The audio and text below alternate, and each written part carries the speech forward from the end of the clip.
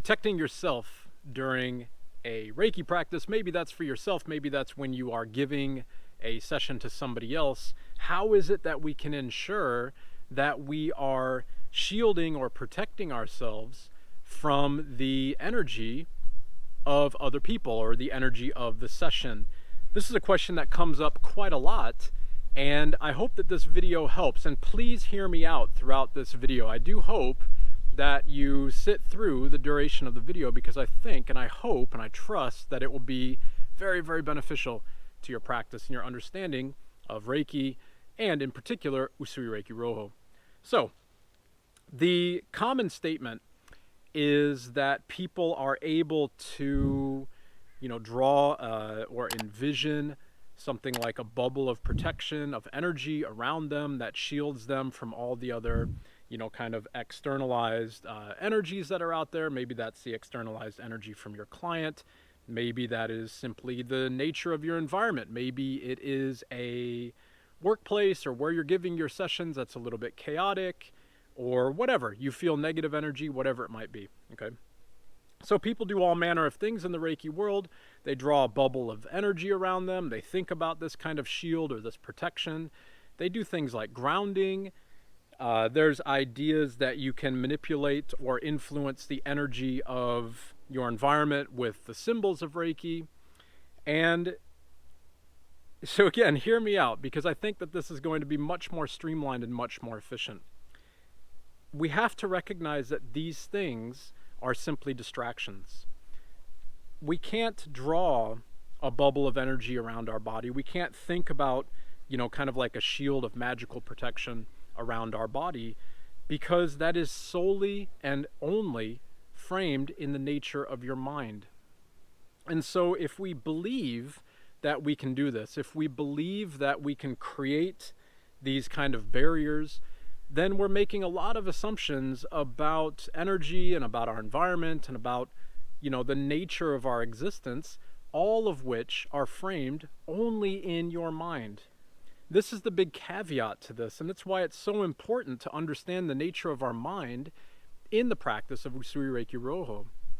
If we function in the practice of Reiki with a busy mind, with a mind that is making comparisons, with a mind that is believing that there is, external turbulence in the external energy, or whatever you might want to call it, in your environment, this is, again, it's all framed in the nature of your mind. And I want to be clear, I'm not saying that, some people are not negative. I'm not saying that environments are not stressful. I'm not saying any of those things. Those things are obviously very real. The better question here, the better approach, in my opinion, is to think about, why is it that this setting or this person, why is it that this environment that you're in is creating these types of attachments in the self? Why is it that there are these resistances that we feel inside of ourselves? And from that, if we start to unpack that question, if we really sit with that question, if we really and honestly focus on the reason why maybe one person triggers you, okay? Let's say as an example, and this is a very real example. Again, I'm being very real, like these things happen all the time. If there's somebody who is, seeing you for Reiki sessions, for instance, and they're just generally a negative person, they're just grumpy all the time or whatever, they bring your energy down and so on, then we have to think only, what is it about me that is triggered by this person? What is it about me that is responding in a negative way when this person comes to see me, okay? We can draw all the bubbles and the energy protections and symbols and Reiki, grounding, or do all these different practices that we want. But if we don't address the reason why this person triggers us, then we're never going to release it. And so these practices of, drawing these kind of energy bubbles, or using like chokurei, the first symbol, to clean and harmonize the energy in the room, these are simply distractions. They're like bandages that will be put over the issue to make it appear that that issue doesn't exist. When in reality, the person might be very toxic. They might be, they might be really not a good person. And so maybe the thing that this toxic person is helping us to realize is the necessity of holding and honoring and maintaining strict and healthy boundaries so that these types of people are not in our life. So again, that requires me to go inside myself. It requires me to come in to the nature of my mind, the nature of my attachments, the nature of my suffering, and really sit with it and be honest with it. It requires that I drop these spectacles, this idea that we can just hide our head in this energy bubble and shield us from all this kind of stuff that we don't want to look at. And, I get it, because sometimes these things are overwhelming. Sometimes there is, a lot of difficulty around this idea of looking in. Sometimes we think that, wow, it's just too much. I just can't do it. But that is, to me, that is just fear speaking. Because, and I can only use myself as an example, and I practice my Reiki, sessions every single day. And sometimes they're really not very enjoyable. Sometimes there's a lot of turbulence. There's a lot of resistance. There's a lot of things that come up and, you try to work through and so on. And that's not always pleasant. And so I get it. There can be some fear over the idea that if I look inside, it's going to be too dark or too scary or too uncomfortable or whatever. I get that. I get it. However, at least in my journey, and that's the only journey I can speak from, in my journey, even when the things have been super difficult, even when the practice has been really scary or it's made me angry or whatever it might be, it's still so loving, and it's still only what I can hold on to and sit with and work through in that moment. Overwhelming as it might seem, yes, overwhelming as it might seem. However, every single time that the practice is difficult, I have always, and this is for my whole life, I've always also realized that it was not impossible. And it was actually love. Because love is the foundation of the peace of our internal natural environment. Love is the pulsation of Daikomyo. It's the pulsation or the energy of the universe. It's the energy of all things. And so by turning into that, even if it might seem difficult, that's the direction we should all aim to go. So what is the difficulty? What is the friction here? What creates that turbulence? It's our attachments. It's our attachments to the past, so our anger over the things that are in the past, and our worry about the future, or our projection into the future.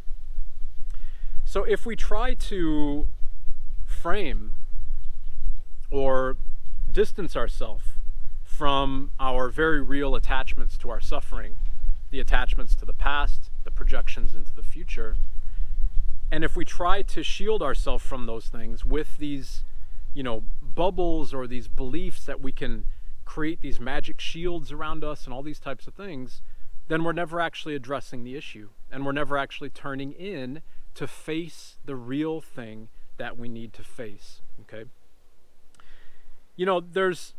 This is not me coming up with this. This is a very common tenet that the only way to find true happiness, real fundamental, honest happiness, is to find peace inside.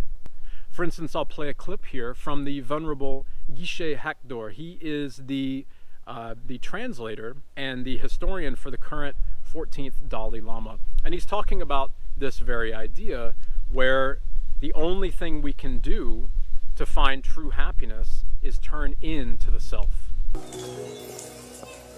Geshe Hakdor is a master of Tibetan Buddhism. He's the Dalai Lama's official translator and archivist.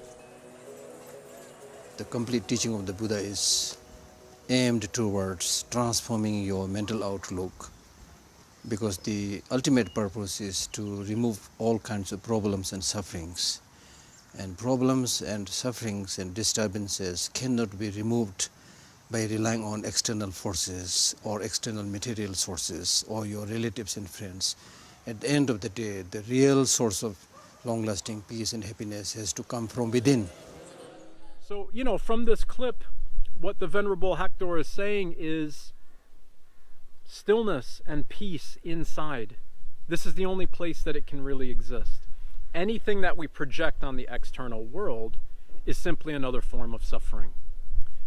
And so to me, this idea of, putting shields around us, or thinking even that we can absorb negative energy from our clients or whatever it may be, these are all framed in self-doubt. It's framed in doubt of the practice. It goes against the precepts. Koyodake wa Shinpai Suna, with just for today, do not worry, the second precept in Usui Reiki Ryoho.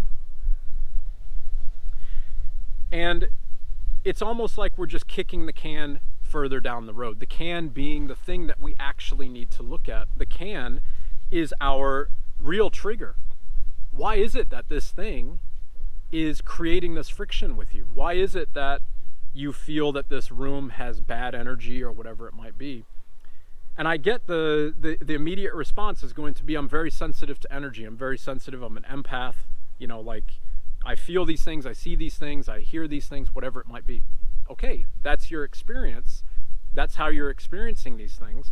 But they are still simply framed via the lens of what we are holding on to.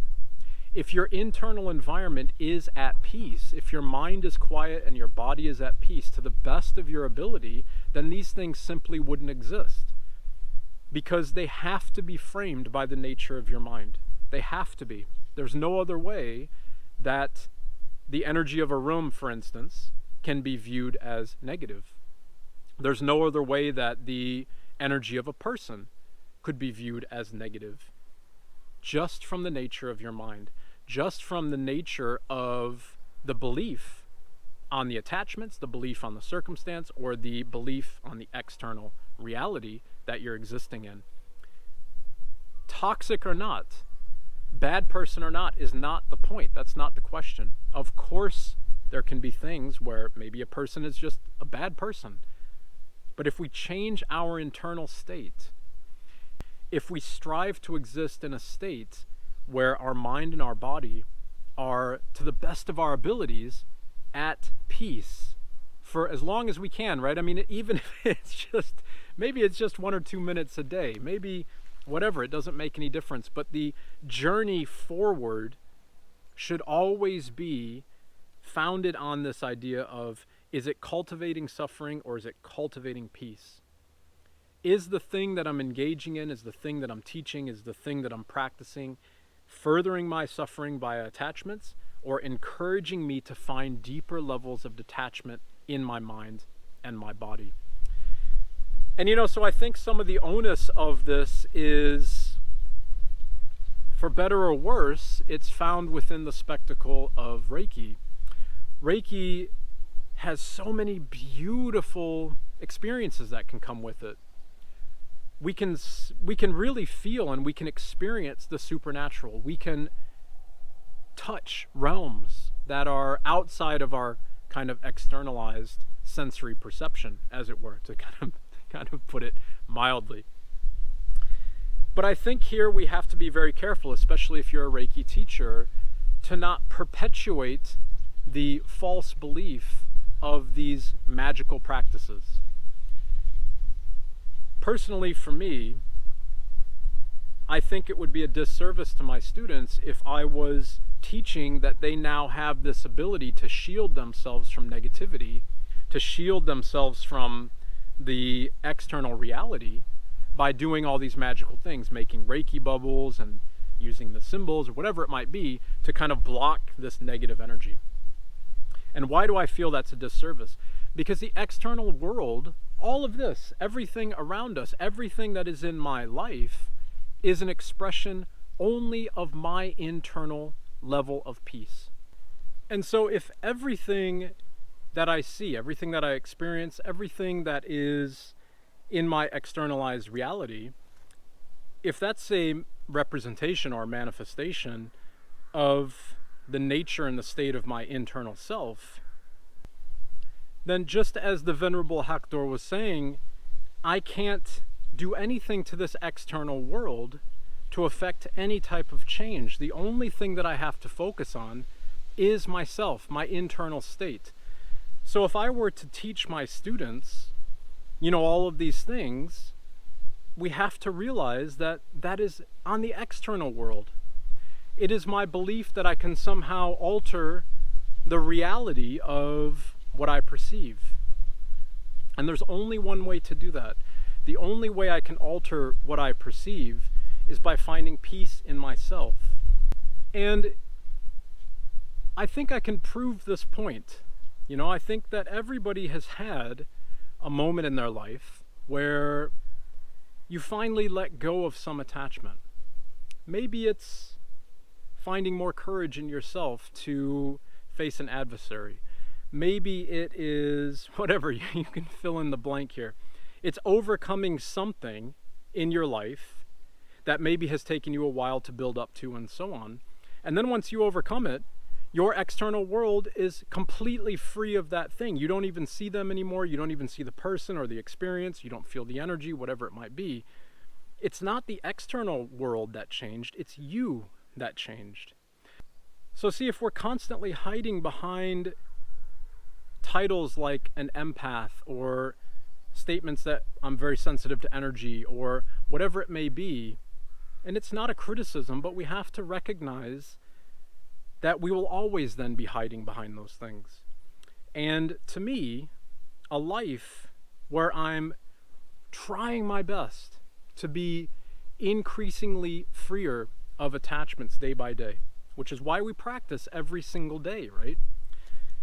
If I can work my best and try my hardest to cultivate that life, then all of the things that I try to shield myself from and protect myself from and evade and hide my head in the sand and hide behind titles and whatever it might be, those things simply don't exist anymore. So the question here then could be, which path do you want to take? Do you want to try to walk, as the Venerable Hakdor has very eloquently pointed out, and cultivate that internal peace, cultivate that space inside of our mind and our body where we are increasingly more free of all of these attachments, of these beliefs, of these externalized projections of our own suffering, where we are increasingly more free of our own suffering, full stop, full stop. And see, from that, what else is there? What else could there be if I'm working to be more and more at peace in my mind and my body? Then what else? What could be a better journey in life than that? We all want peace, right? We all want to be happy. We want to be walking and thriving in a life of love and joy and happiness. So are we working to cultivate that type of a life, or are we hiding behind titles and belief mechanisms and mystical practices that are actually entrapping us in our own attachments? So I know I started this video by saying how to protect and shield or distance yourself from this energy in the practice of Reiki, and I hope that this video makes sense. I would encourage you to step away from the spectacle, step away from the things that are actually just holding you back. And I gave that example before, that we all know that moment in our life. I'm sure you can think of one where you have let go of something and then it just is magically gone from your external world. And here's another thought experiment. If I could just shield myself with a bubble of Reiki energy, okay?